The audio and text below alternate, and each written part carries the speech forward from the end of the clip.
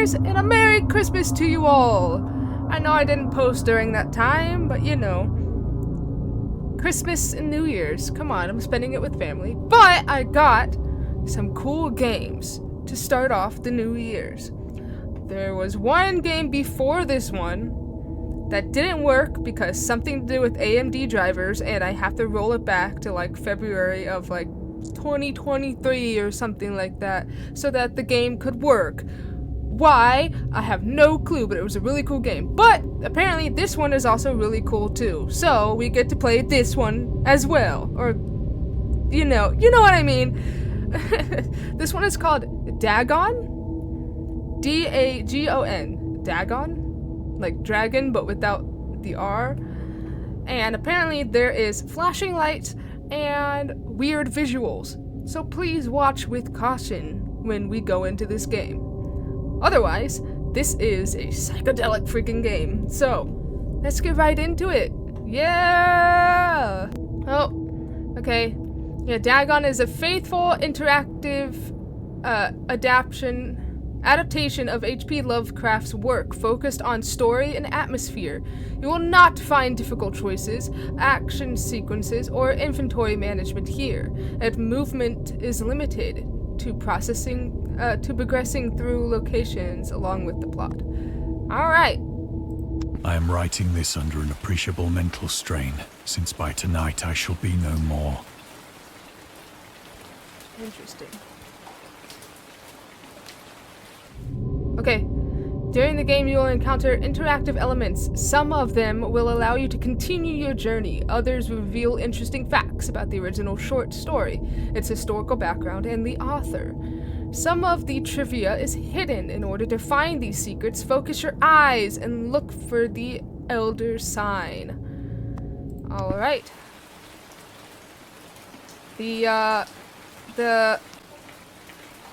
Okay, that's better. Sorry, I turned up the sensitivity. What is this? Penniless, and at the end of my supply of the drug which alone makes life endurable, I can bear the torture no longer, and shall cast myself from this garret window into the squalid street below. Oh. Well, it's not... Oh! Do not Wait. think from my slavery to morphine that I am a weakling or a degenerate. Well, I do not. I wanted to explore the, When you have thing read more. these hastily scrawled pages, you may guess, though never fully realize, why it is that I must have forgetfulness or death. Alright. Don't worry. I won't be,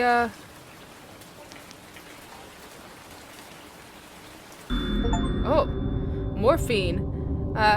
Morphine entered into use in the 19th century and was routinely administered to treat severe pain during the American Civil War, 1861 to 1865, and World War I, Jesus, 1914 and 1918. It was also sold without restrictions until 1914. Morphine became more popular after the invention of the hypodermic syringe. Yes. Hypodermic syringe. Yes. Around in 1854. Frederick who first isolated the substance, originally named it morphium, after Morpheus, the Greek god associated with dreams. At the time when Dagon was published, morphine abuse, known as soldier's disease, already posed a big problem in the United States. Anything up? Anything around? I should have looked more, but let's go. I assume that means... It was in one of the most open and least frequented parts of the broad Pacific that the packet of which I was supercargo fell a victim to the German sea raider. Interesting. Hello.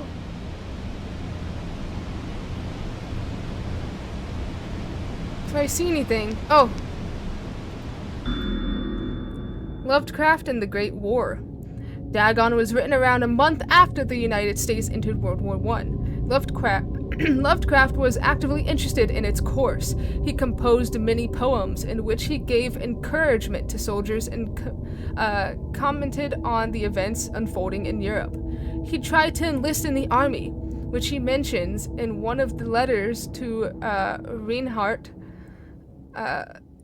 Some time ago, impressed by my entire uselessness in the world, I resolved to attempt enlistment despite my almost invalid condition. I argued that if I chose a regiment soon to depart for France, my sheer nervous force, which is not inconsiderable, might sustain me until a bullet or a pierce of a shrapnel could more conclusively and effectively dispose of me. Letters to Reinhardt, H.P. Lovecraft. But even though he passed the physical exam, his mother prevented him from going to the war. She has threatened to go to any lengths, legal or otherwise, if I do not reveal all of the ills which unfit me for the army. I am Providence, the life and times of H.P. Lovecraft. Saint Josie. Yes. Anything else? No? Alright.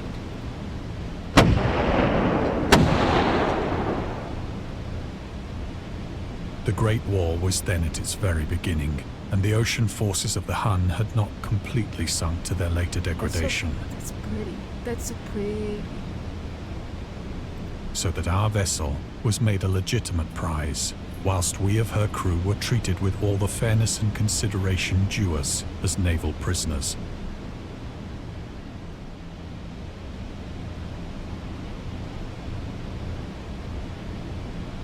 Interesting. Okay.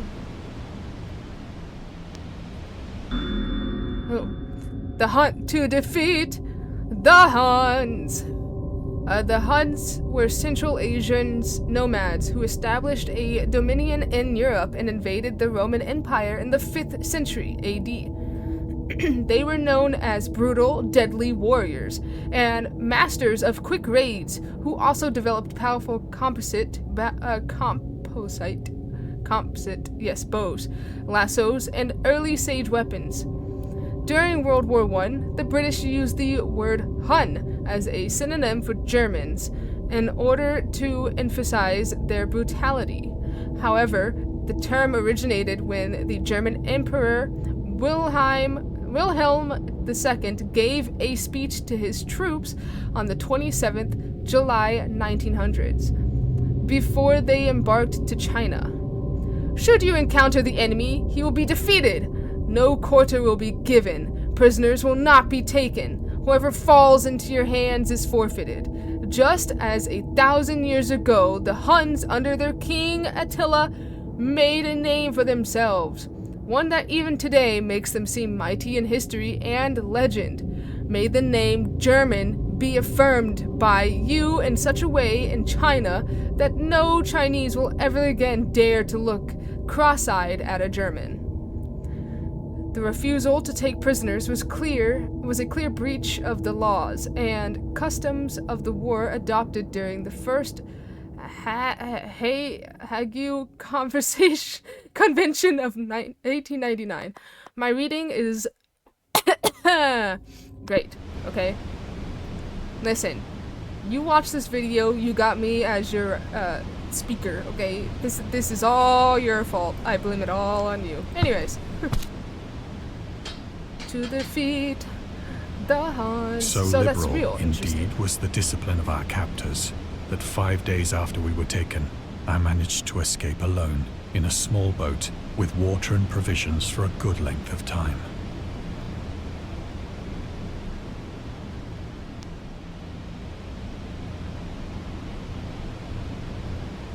Anything else here? Nope. We can go. When I finally found myself adrift and free, I had but little idea of my surroundings. I got an achievement said Solitude in the Unbroken Blue. When I finally found myself adrift, yes. Never a competent navigator, I could only guess vaguely by the sun and stars that I was somewhat south of the equator. Nice. Oh my. Of the longitude, I knew nothing, and no island or coastline was in sight.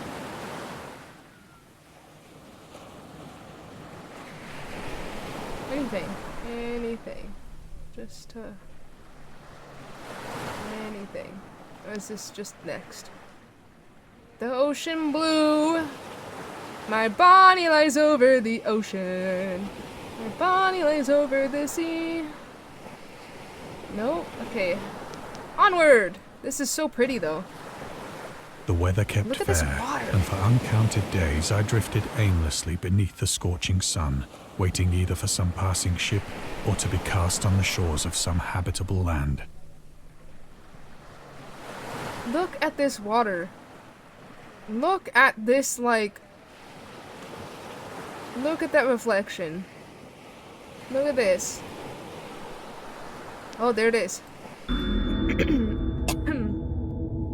The Return to Short Stories. Dagon was written in July 1917 and first published in 1919 in The Vagrant, an amateur magazine focused on the supernatural. The story is the first of his stories that introduced an element from the Cthulhu mythos. Dagon itself. A pagan cult worshipping Dagon later appears in The Shadow over the Ensinamith, one of Lovecraft's most popular works.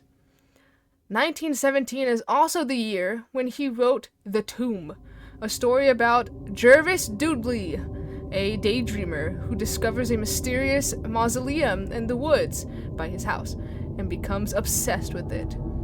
These two works marked Lovecraft's return to short story writing after he burned most of his attempts at the genre 9 years prior and decided to concentrate on poetry. Goodness, this is a very... Lovecraft stated that it was his friend, William Paul Cook, a literary publisher and critic, who convinced him to start writing weird fiction again. Okay. Yes. So pretty. Anything here?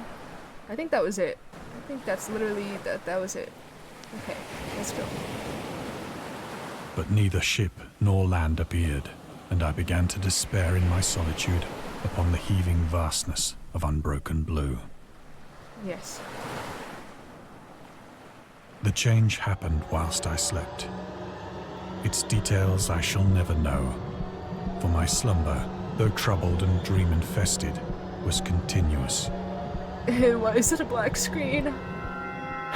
Oh. Oh. Ah, yes. Oh. Okay. Writhing tentacles and fun stuff. This is... Oh, look at my feet. Oh, look down. Look anywhere. Look at that thing. Look at it! When at last I awoke, it was to discover myself half sucked into a slimy expanse of hellish black mire, which extended about me in monotonous undulations as far as I could see. Goodness.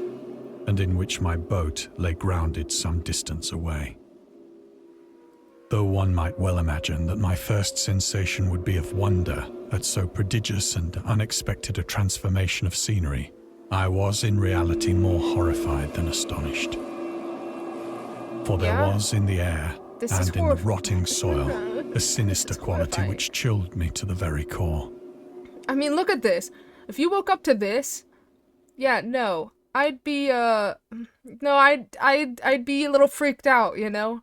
The region was putrid with the carcasses of decaying fish and of other, less describable things which I saw protruding from the nasty mud of the unending plain. Oh, what is that? Perhaps I should not hope to convey in mere words the unutterable hideousness that can dwell in absolute silence and barren immensity. Yeah. There was nothing within hearing, and nothing in sight, save a vast reach of black slime, Yet the very completeness of the stillness and the homogeneity of the landscape oppressed me with a nauseating fear.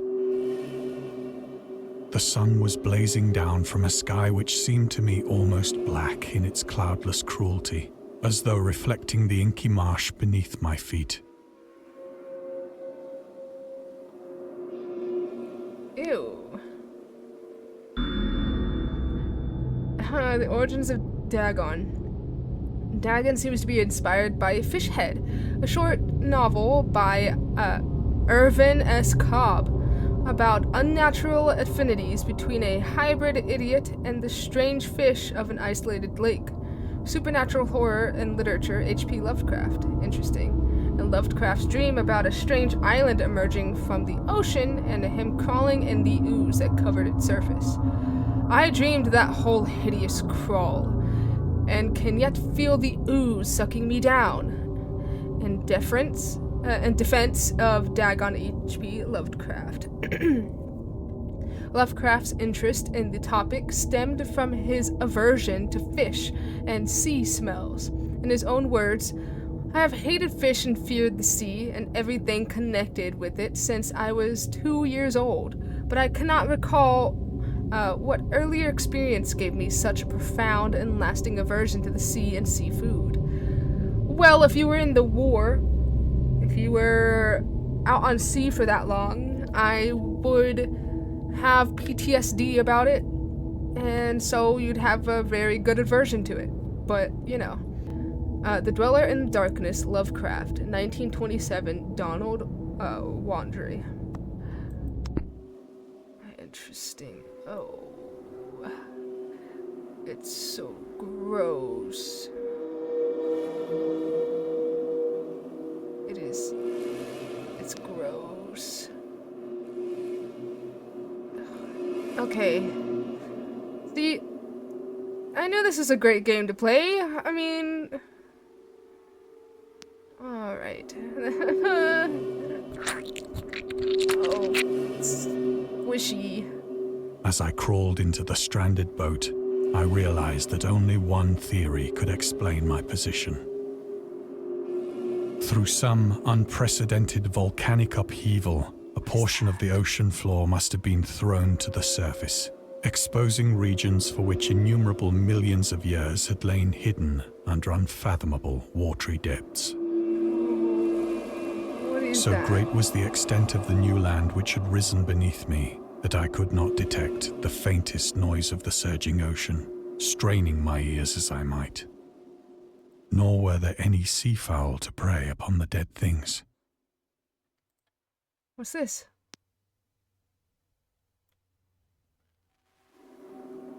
Huh. Mystery of the volcanic islands. Goodness. Volcanic eruptions sometimes result in the creation of islands. Most of them are transient and erode after some time, but some prove permanent. The floating pumice, porous rock created when superheated pressurized rock is ejected from a volcano, can move across long distances and transport barnacles and microalgae that cling to it. In 2001, rafts of pumice created during the eruption of a volcano near Tonga, Polynesia, eventually reached Australia. Talking is hard. Talking is hard. I was almost born. Anything else? Interesting. Look at that isopod. Look at that little fossil man. Anyways. For several hours I sat thinking or brooding in the boat, which lay upon its side and afforded a slight shade as the sun moved across the heavens.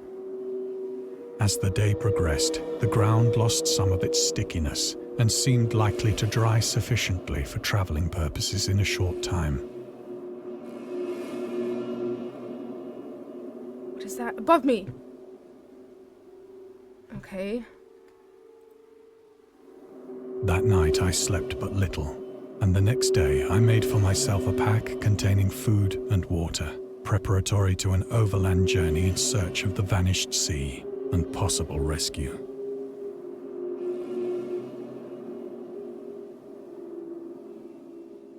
This is beautiful. Look at the sky. The sky has always looked like someone put tinfoil over a box and poked holes into it. Nothing? Okay. On the third morning, I found the soil dry enough to walk upon with ease. The odor of the fish was maddening, but I was too much concerned with graver things to mind so slight an evil, and set out boldly for an unknown goal. Alright. Look at this. Ew. What is it? A giant turd of some kind? What is it? Another, like, fish thingy? Anything up? No. The sun. Oh. Squishy. All day I forged that? steadily westward, guided by a faraway hummock which rose higher than any other elevation on the rolling desert. Aliens. Absolute aliens.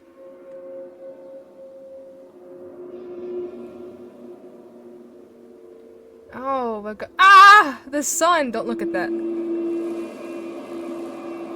Absolute aliens. Okay, I don't see anything. Goodness. What is that? Gosh. Is that what it looks like to him? Fish phobia? Oh. Poor whale. Hello. What are you? What is this?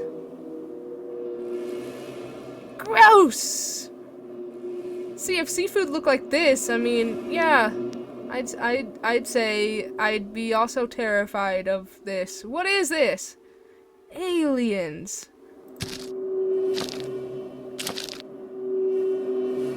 Okay. That night, I encamped, and on the following day still travelled toward the hummock, though that object seemed scarcely nearer than when I had first espied it.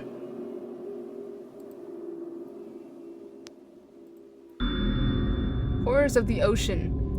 The creator of the Cthulhu mythos and the fictional underwater city of R'lyeh was convinced that life could not exist at the bottom of the ocean because the water pressure would make it uninhabitable. Today we know that the darkest depths of the ocean are home to many peculiar organisms. Yes, we do. The deepest dwelling fish we have discovered so far, the marina snailfish, can live about 8,000 meters, more than 26,000 feet below the ocean surface, in never-ending darkness that hellish crushing pressures, hundreds of times stronger than those found at sea level. Upon glancing at the modern photos of deep-sea creatures, such as the anglerfish, the fangtooth, or the viperfish, and their truly Lovecraftian characteristics, it's hard not to find some irony in this. Right? Yeah, no.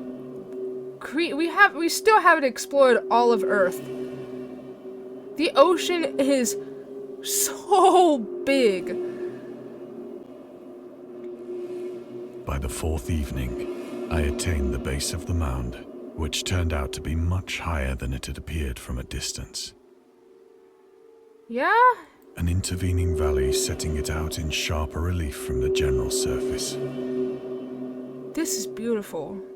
Look at this mountain. Look at this light shading. Too weary to ascend, I slept in the shadow of the hill. Yeah. I know not why my dreams were so wild that night, but ere the waning and fantastically gibbous moon had risen far above the eastern plain. Well, if you're in a deserted area with alien-like monsters, or at least appear to be alien-like monsters, searching for something when finding a vast of nothing. Yeah, I think your brain would go into a sort of like wild state. I was awake in a cold perspiration, determined to sleep no more. Such visions as I had experienced were too much for me to endure again. And in the glow of the moon I saw how unwise I had been to travel by day. Without the glare of the parching sun, my journey would have cost me less energy. Squishy. Indeed, I now felt quite able to perform the ascent which had deterred me at sunset. Yeah. Picking up my pack, I started for the crest of the eminence. Nice. The loner. Contrary to popular opinion, Lovecraft was not an ever-frowning, eccentric, grumpy loner. He considered himself to be a person who appreciated humor, moreover. He would listen off. Moreover, I can't tell whether these dots are freaking. They look so similar. Moreover, he would often meet with friends in his apartment or at various cafes in Brooklyn and Manhattan. At times, his social life was so intensive, his work would suffer for months. There was a point when he finally decided he needed to put an end to his daily meetings and loitering in New York cafeterias and resorted to hiding at home and reading with the main room light turned off, pretending he wasn't there whenever a friend knocked on his door. Same. I have no friends. He also had another method of deterring his guests, which involved greeting them in a bathrobe, with an unmade bed visible in the background and piles of paper scattered across the floor. Yeah. So he'd purposely do this, and then people would be like, yeah, I'll come back. I'll come back another time, eh? Yeah, I'll come back another time. I have said that the unbroken monotony of the rolling plain was a source of vague horror to me. But I think my horror was greater when I gained the summit of the mound and looked down the other side into an immeasurable pit or canyon, whose black recesses the moon had not yet soared high enough to illumine. I felt myself on the edge of the world, peering over the rim into a fathomless chaos of eternal night. Through my terror ran curious reminiscences of Paradise Lost, and of Satan's hideous climb through the unfashioned realms of darkness. As the moon climbed higher in the sky, I began to see that the slopes of the valley were not quite so perpendicular as I had imagined. Yeah. Anything to... The moon. The moon haunts you. Okay. Ledges and outcroppings of rock afforded fairly easy footholds for a descent, whilst after a drop of only a few hundred feet, the declivity became very gradual. Jeez. That's a lot. Anything else?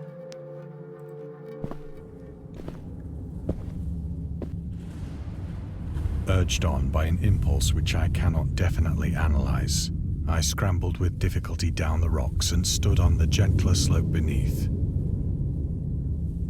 gazing into the Stygian deeps, where no light had yet penetrated. All at once, my attention was captured by a vast and singular object on the opposite slope, which rose steeply about 100 yards ahead of me. An object that gleamed whitely in the newly bestowed rays of the ascending moon. Yeah. Interesting.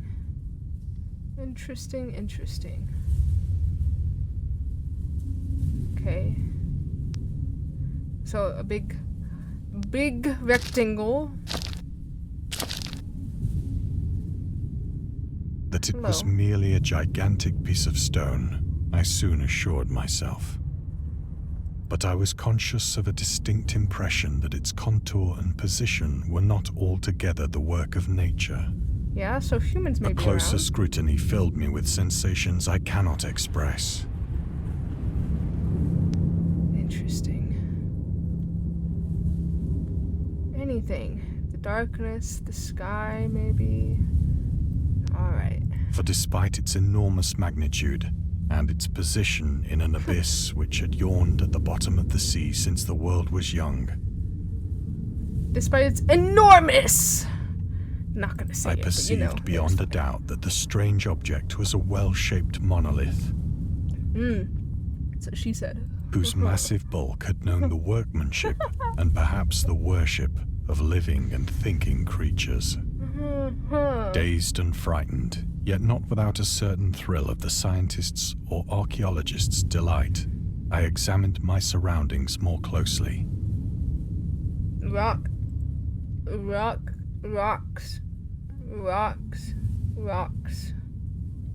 Sky, rocks, mountain, rocks. This thing.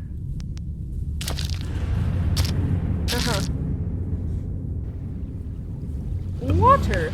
Now near the zenith, shone weirdly and vividly above the towering steeps that hemmed in the chasm, and revealed the fact that a far-flung body of water flowed at the bottom, winding out of sight in both directions and almost lapping my feet as I stood on the slope. Across the chasm, the wavelets washed the base of the cyclopean monolith, on whose surface I could now trace both inscriptions and crude sculptures.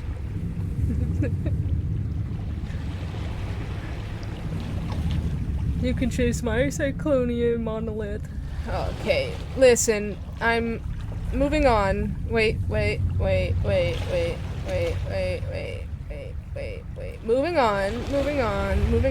The writing was in a system of Ooh. hieroglyphics unknown to me and unlike anything I'd ever seen in books, consisting for the most part of conventionalized aquatic symbols such as fishes, eels, octopi, crustaceans, mollusks, whales, and the like. Several characters obviously represented marine things which are unknown to the modern world, but whose decomposing forms I had observed on the ocean-risen plain. Interesting. It was the pictorial carving, however, that did most to hold me spellbound.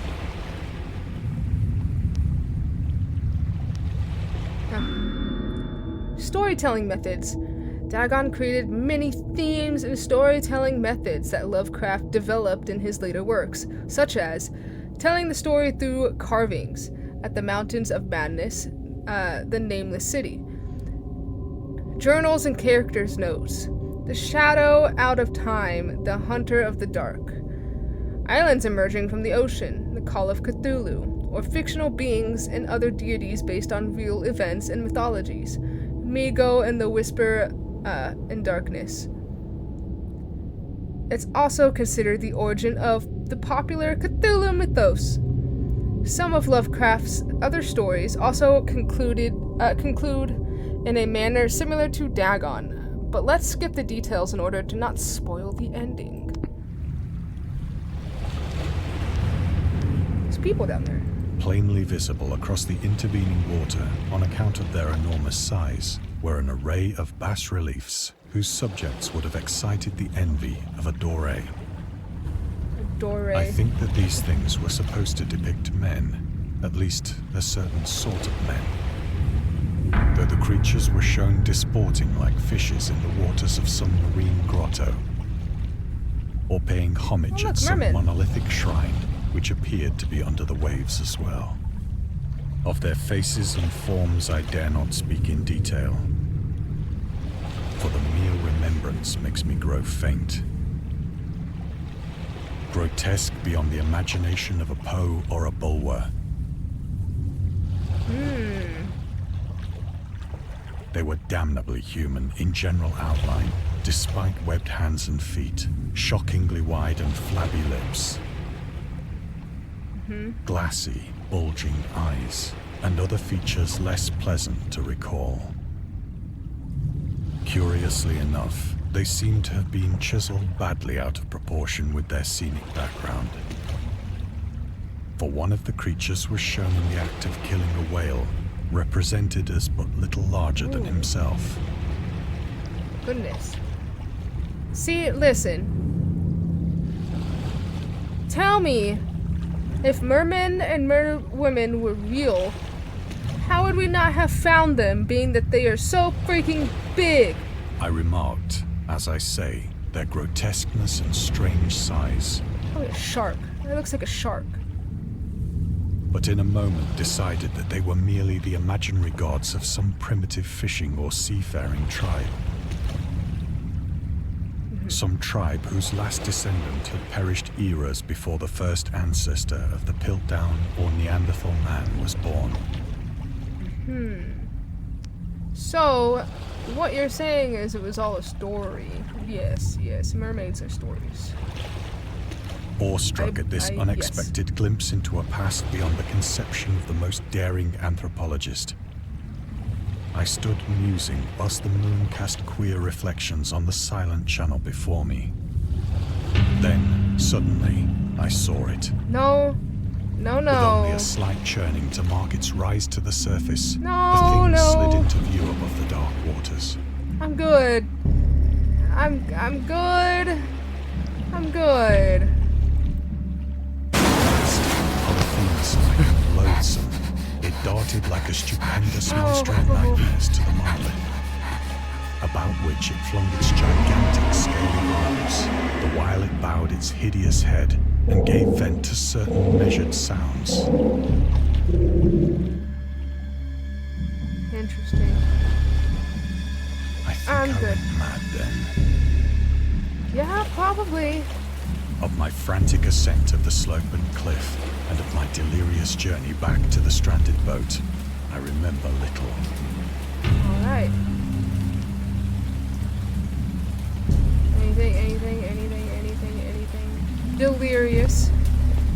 Delirious, it's fine. I believe I sang a great deal, and laughed oddly when I was unable to sing. Look at that. Oh my god, that's so pretty. I'm assuming there's nothing. Yeah, except for this whatever.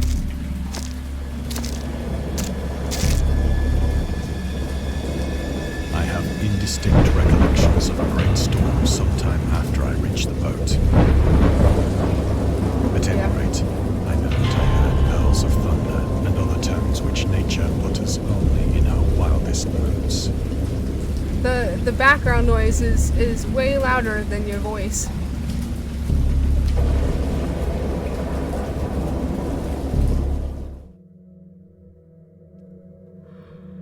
Oh?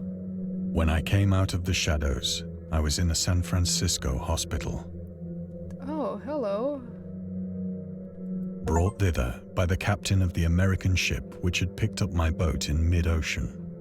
Got an achievement that says delirious but free. In my delirium, I had said much, but found that my words had been given scant attention. Hello.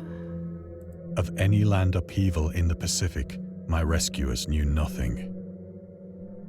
Nor did I deem it necessary to insist upon a thing which I knew they could not believe.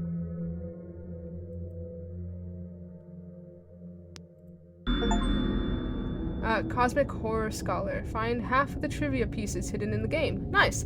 The Journalist. Lovecraft was a prominent figure in the world of amateur journalism. In 1915, he started publishing his own journal called The Conservative, which included political and social commentary, poetry, and short stories and literature criticisms written by him and other authors. Howard was a skilled wordsmith, but he also took criticisms to heart, which resulted in his decision to step away from writing poetry and concentrated on weird fiction again, for the first time since his teenage years. Dagon was published in 1919. Published in 1919 was one of the short stories written during that period. In this example, excerpt from The Conservative, The master of horror fiction explains his attitude towards warfare and the idea of world peace. Why any sane human being can believe in the possibility of universal peace is more than the conservative can fathom. Should the entire civilized world agree simultaneously to disarm, one or more nations would indubitably retain, why did I say indubitably? Undoubtedly retain secret armaments, and at the proper time take advantage of their more altruistic and less astute contemporaries in a wild career of conquest against unarmed victims. These are some big words, man, I guess.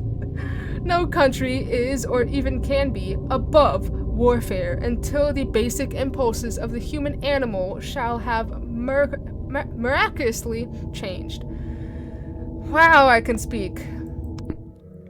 Oh, okay. Anyways. Let's see. Let's keep going.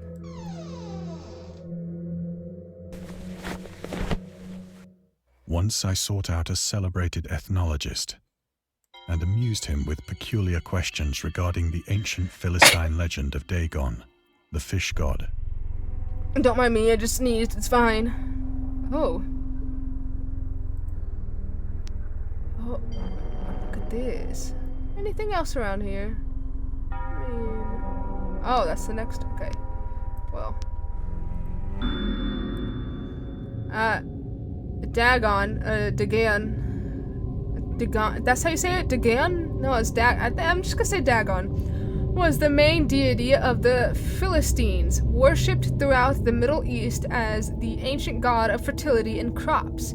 In Hebrew, the word Dagon, was a common noun for grain. The rulers of Akkad, Mesopotamian, chose him as the patron saint of their war conquest. He also appeared in The Judge of the Dead, in an Assyrian poem, and an underworld prisoner warder, and one of the Babylonian texts. Goodness. He is often mistakenly taken for a fish god due to the wrong interpretation of his name. As in Hebrew, the word dag means fish. In Hp Lovecraft's works, Dagon is an underwater deity ruling over the deep ones. I love the deep ones, it's great. A humanoid race with fish traits that resides in the oceans. He is worshipped by a secret cult called the Esoteric Order of Dagon. The more I speak, the more I just lose the ability to, you know? Look at this. My life before you. I can remember a time when time itself seemed endless. The second hand of a clock ticking in slow motion. Redacted.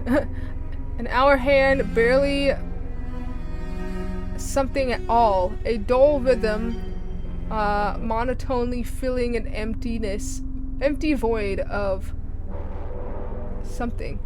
My life before you. Now time has turned from a trickle to a raging river, bursting its banks with every beat of your heart. Our love swept along the rushing cold water. Each passing day passing into the past. Michael. Interesting. So these his stories. Dagon. Alright.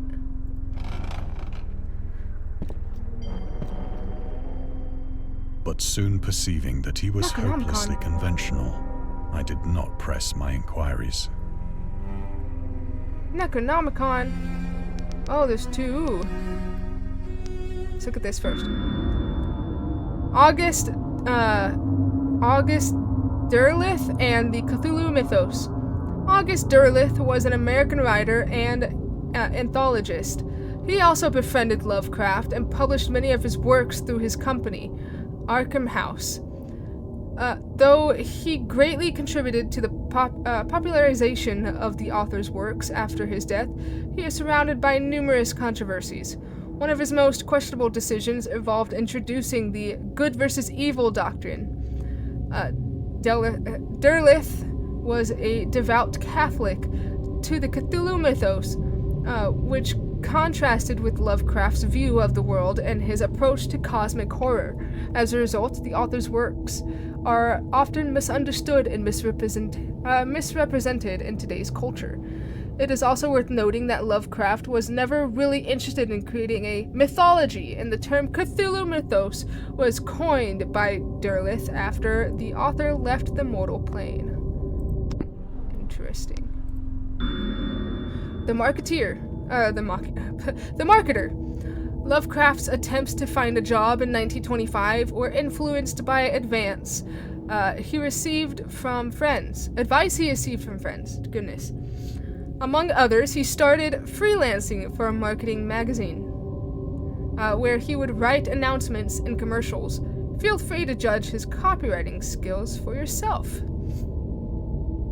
From an ad for Curtis Woodwork. Curtis Woodwork embraces both the usual structure units and the cleverest contrivances of built-in or permanent furniture, such as bookcases, dressers, buffets, and cupboards. Is that buffet?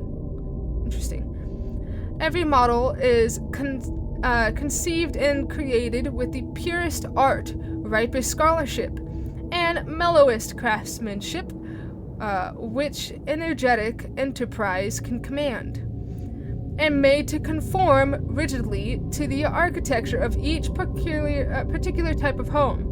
The cost, considering the quality, is amazingly low, and a trademark on the individual pieces prevents any substitution by careless contractors. Source: Lovecraft Studies, Volume 7, Number 1, Hp Lovecraft, St. Joshi. Goodness. Yes. Anywhere else?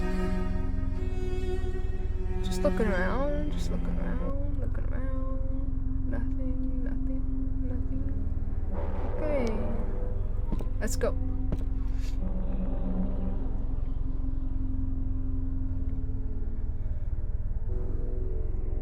Nothing to say? Oh, okay. Oh, hey. The Scientist. These days, the word scientist is widely accepted, but at the time Dagon was published, it was subjected to a wide debate. After the author used it in the story, critics pointed out that man of science was a more appropriate term to employ. He admitted, in the defense of Dagon, that if Dagon were to be reprinted, he would indeed use the phrase they suggested. Scientist was coined as an analog to artist, to be used when referring to those studying different branches of science. Yet in the 19th and early 20th century, scientific researchers in Great Britain and the United States were of the opinion that man of science, resembling the term man of letters, was the only proper choice. Among other things, it was gender specific, indicating that science was an endeavor to be pursued by only one sex. The term scientist became more accepted only after World War II, and man of science started fading into obscurity as an old-fashioned synonym. Nice.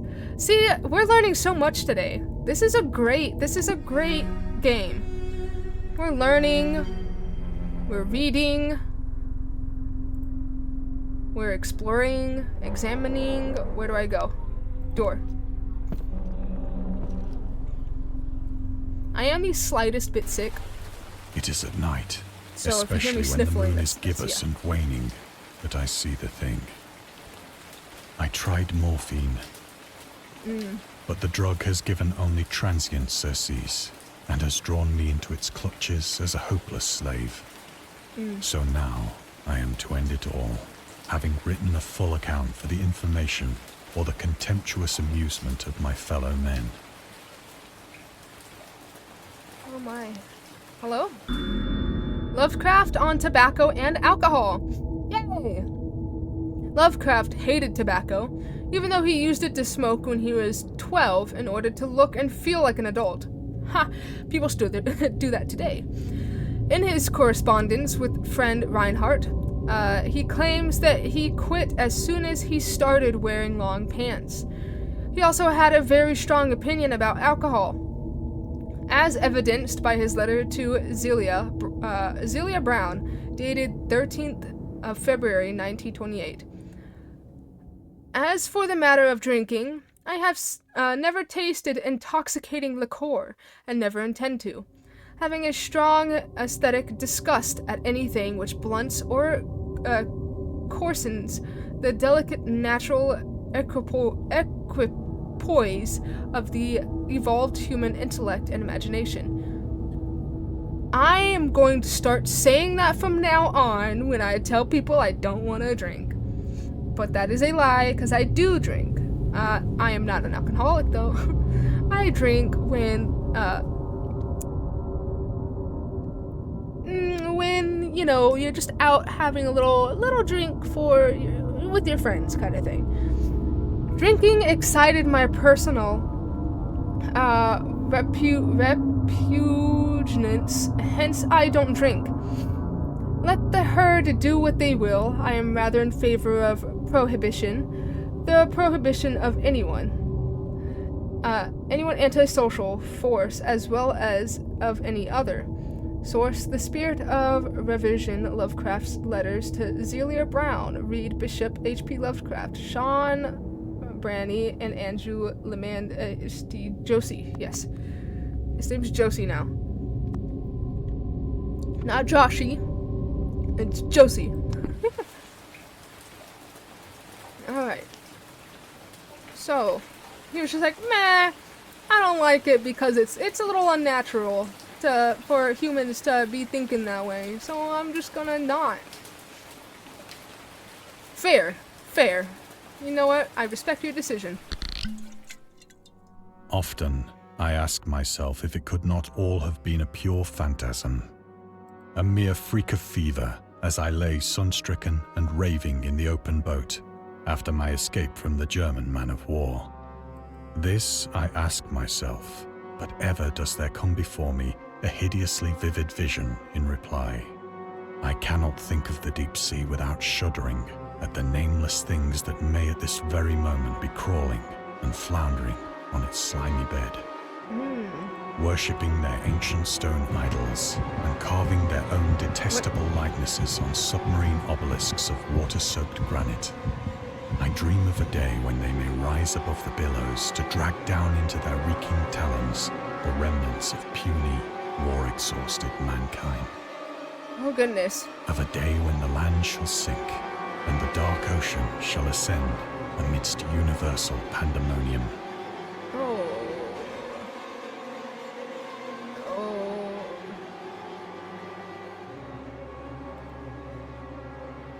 Oh my.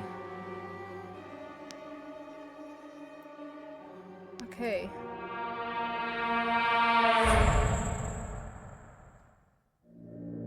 The end is near. Hank's car in the background. It's not letting me click. Oh. Oh, oops, I accidentally clicked too much. I hear a noise at the door as of some immense slippery body lumbering against it. Oh, don't look at it. Just don't look at it. Hello? Okay. It wasn't letting me click for whatever reason. It shall not find me.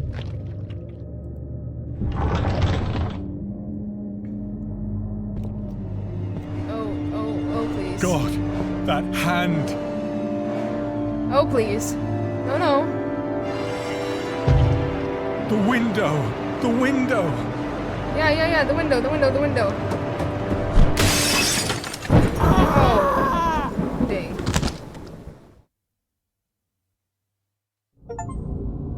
Dang.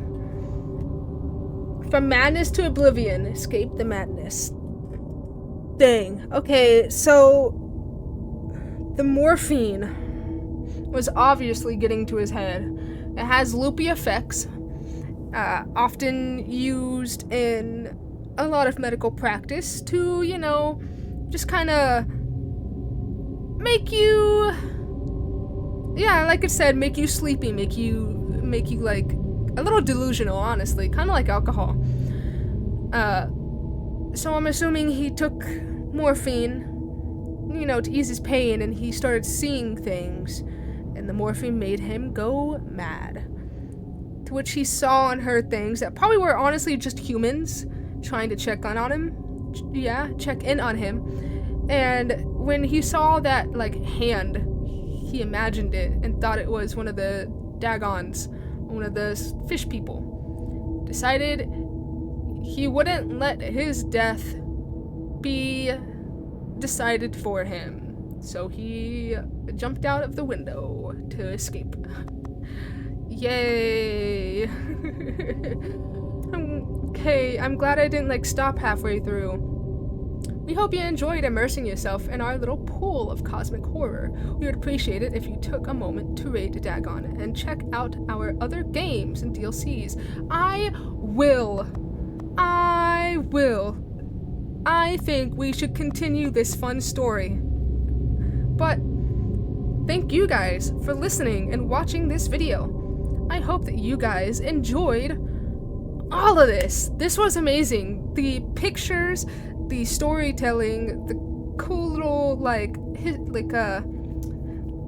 her story facts, you know, learning all that fun stuff was so cool. Despite this being such a just sit and click game, so cool. But with that being said, this is the end of the video, and I hope you guys come and join me on this adventure, because I'm sure I will be picking these up and reading these as well. So if you did, or if you are, I can speak, like and subscribe, and join the Goblin community, because we stay Goblin. And I'll see you guys in the next one. Merry Christmas, Happy New Year's. Stay happy, stay Goblin. Bye!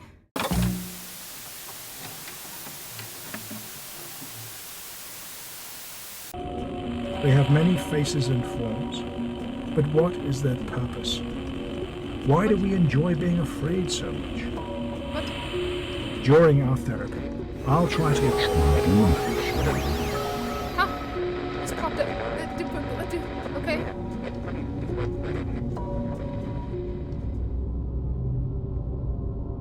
Alright.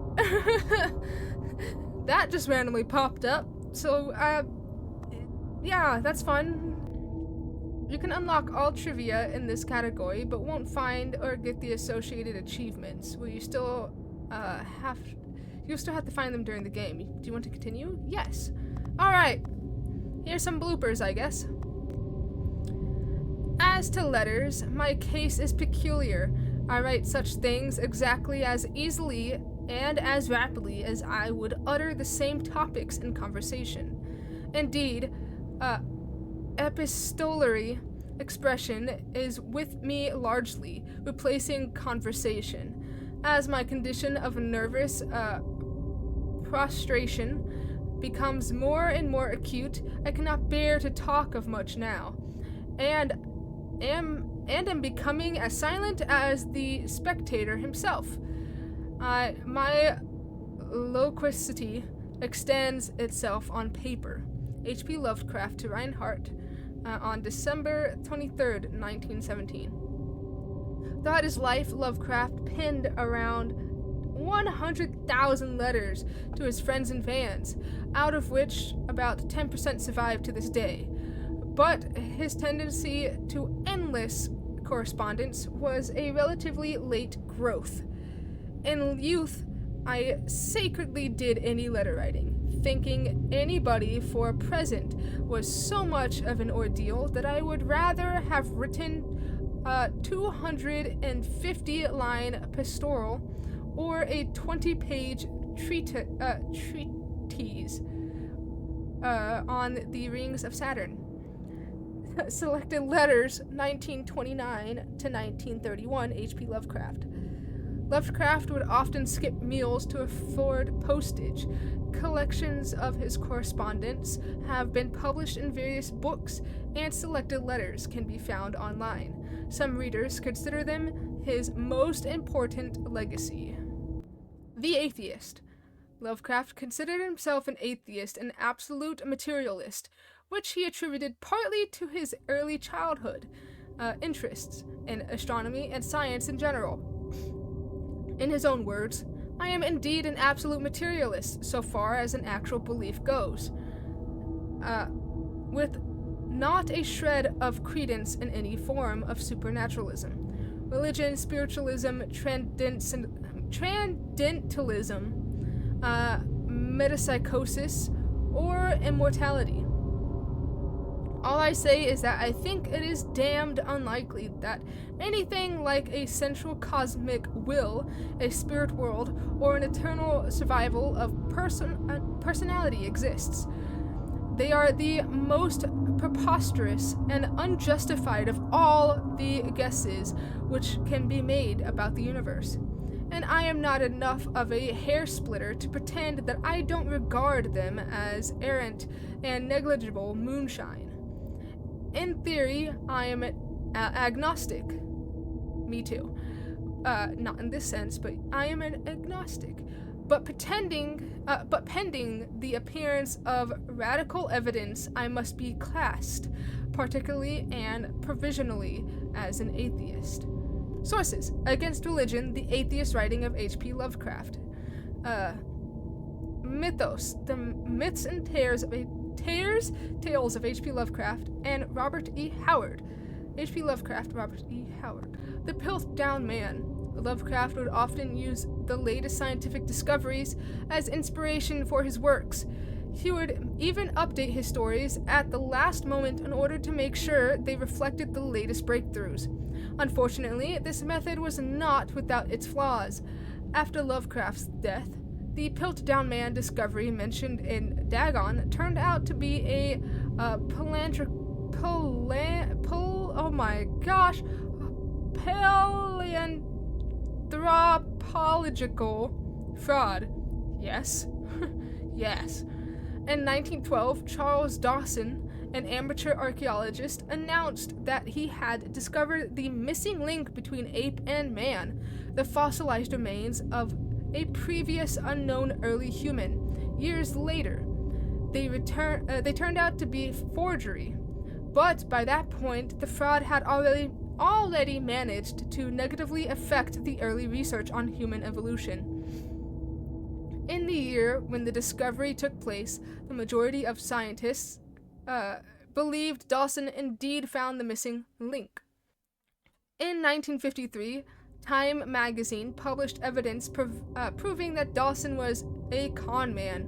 It turned out that the fossils of the previously unknown early human consisted of human skull, the jaw of an orangutan, and chimpanzee teeth. In defense of Dagon, in 1912, Lovecraft released a series of 3 essays. The defense reopens. The defense remains open. In final words, later published as a collection titled In Defense of Dagon, in which he rebuked a series of criticisms directed at his works. Some notable quotes: "I paint what I dream, and will let the public settle the rest amongst themselves." As you should. That's what a book is about. That's what a story is meant to be about. Mr. Munday asked the reason d'etre of Dagon will give it. I will give it purely and simply, oh gosh, I can't speak again, to reproduce a mood. Its object is the simplest in all art, portrayal. Yes. The physical horrors of war, no matter how extreme and unprecedented, hardly have a bearing on the entirely different realm of supernatural terror. Ghosts are still ghosts. The mind can get more thrills from unrealities than from realities. In the essays, Lovecraft touches upon the topics of atheism, materialism, the quest for truth and love of science. Elder Sign. At another house where people were stirring, he asked questions about the gods and whether they danced often upon Lyrian. But the farmer and his wife would only make the elder sign and tell him the way to Nir and Althar, the dream quest of unknown Kadith, H.P. Lovecraft. Elder Sign is a protective symbol that can be found in various works of pop culture, usually represented by a 5-pointed star with an eye flame symbol in its center. For example, in games inspired by H.P. Lovecraft's writing, it is supposed to ward away all kinds of cosmic horrors. However, this is a later version of the sign created by the author's friend, writer August Derleth. In our game, we have used the original symbol, as designed by Lovecraft, in the form of a 6-pointed branch, which he sometimes included in letters to his friends. And with that, all of these are now gone.